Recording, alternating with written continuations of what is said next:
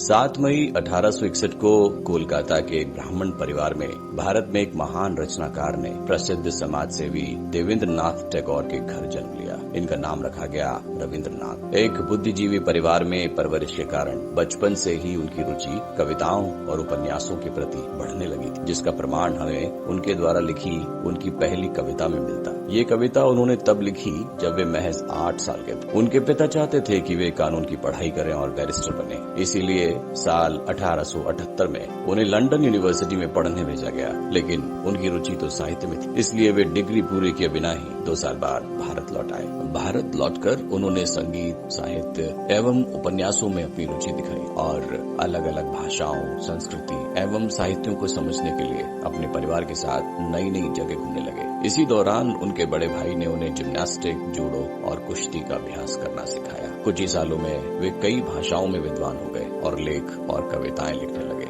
मगर जीवन के लगभग 51 सालों तक उनकी सारी उपलब्धियां बस कलकत्ता और आसपास के क्षेत्रों तक ही सीमित रही। साल 1912 में जब वे अपने बेटे के साथ समुद्री मार्ग से लंदन जा रहे थे, तब भारत से लंदन जाते समय सिर्फ अपना समय काटने के लिए वे अपनी ही एक पुस्तक गीतांजलि, जो कि कई कविताओं का एक संग्रह थी, उसका अंग्रेजी में अनुवाद करने लगे और उन्होंने सारा अंग्रेजी अनुवाद एक नोटबुक में लिख लिया। जिसके बाद उन्होंने वो नोटबुक अपने सूटकेस में रख ली। पर नियति को कुछ और मंजूर था और उस नियति ने उनके लिए कुछ और ही सोच रखा। लंदन में इनके एक दोस्त थे रॉथेंस्टन, जो पेशे से एक महान चित्रकार थे। उन्हें जब ये पता चला कि गीतांजलि का स्वयं टैगोर ने ही अंग्रेजी में अनुवाद किया है, तो उन्होंने उसे पढ़ने की इच्छा जाहिर की। इन्होंने हिचकिचाते हुए अपनी नोटबुक रॉथेंस्टन को पढ़ने के लिए दे दी। रॉथेंस्टन उसे पढ़कर इतने मंत्रमुग्ध हो गए कि अपने एक दोस्त W.B. यीट्स, जो कि खुद उस समय के एक महान लेखक थे, उन्हें गीतांजलि के बारे में बताया। यीट्स उन कविताओं से इतने इम्प्रेस्ड हो गए कि उन्होंने गीतांजलि के अंग्रेजी संस्करण की प्रस्तावना लिखी और उसी साल सितंबर में अंग्रेजी संस्करण का प्रकाशन करवाया। इसके बाद पूरी दुनिया के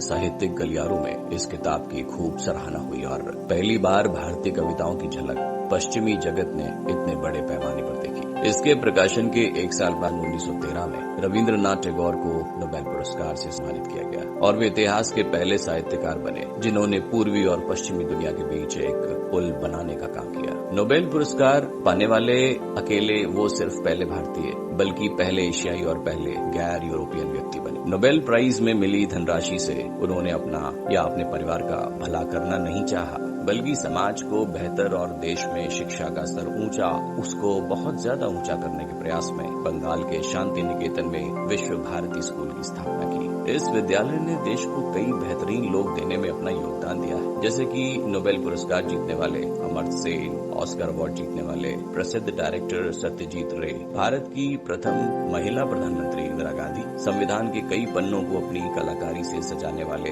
दीनानाथ भार्गव, भारत के 5वें मुख्य न्यायाधीश सुधीर रंजन दास, जयपुर की महारानी गायत्री देवी और भी कई महान व्यक्तियों को गुरुदेव के शांति निकेतन में ही शिक्षा दी गई है। इनके द्वारा किए गए ऐसे कई सामाजिक कार्यों के कारण महात्मा गांधी ने इन्हें गुरुदेव का खिताब दिया।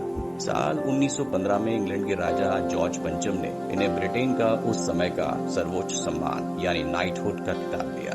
ये खिताब पाने वाले वे भारत के पहले व्यक्ति थे और इसके बाद उन्हें सर कहकर संबोधित किया जाने लगा। हालांकि सन 1919 में हुए जलियांवाला बाग नरसंहार के बाद उन्होंने अपना यह खिताब वापस लौटा दिया। जब ये लगभग 60 साल के हुए, तब इन्होंने अपने अंदर एक और हुनर, एक और कलाकार को ढूंढने का प्रयास किया और चित्रकारी शुरू कर दी, जो कि सफलतापूर्वक पूरे यूरोप में छा गई थी। उनके अनोखे रंगों के प्रयोग को देखकर कई लोगों में ये राय बनी हुई थी कि वे कलर ब्लाइंड हैं और उन्हें लाल और हरे रंग को पहचानने में तकलीफ होती है, पर इस बात का कोई प्रमाण नहीं होता है। उम्र के आखिरी पड़ाव के समय विश्व के सबसे महान वैज्ञानिक कहे जाने वाले एल्बर्ट आइंस्टाइन से इनकी एक बातचीत हुई, जो कई जगह और अलग अलग भाषाओं में प्रकाशित की गई। आइंस्टाइन ने इन्हें खुद अपने घर धर्म और विज्ञान पर चर्चा के लिए निमंत्रण किया। ये इतनी अद्भुत घटना थी कि आज भी दुनिया की सबसे खास बातों में से एक मानी जाती है। दोस्तों, आपने शायद सुना होगा कि वे दुनिया के इकलौते अकेले ऐसे व्यक्ति हैं जिन्होंने एक नहीं बल्कि 2 देशों का राष्ट्रगान यानी भारत के जनगण मन के अलावा बांग्लादेश का